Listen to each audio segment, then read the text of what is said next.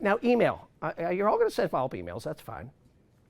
What I like to do is put an image on the email because I know that that person is sitting in their office or on their mobile and they're going delete, delete, delete, delete, delete.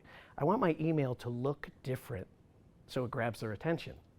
So let's say sherbet was a topic that came up in our session. Rainbow sherbet.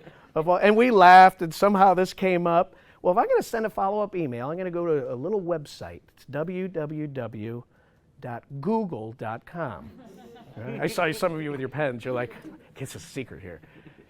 Type in rainbow sherbet, images, cut, paste, download, and I know you're sitting in your office, you're going to delete, delete, delete, and you're going to go.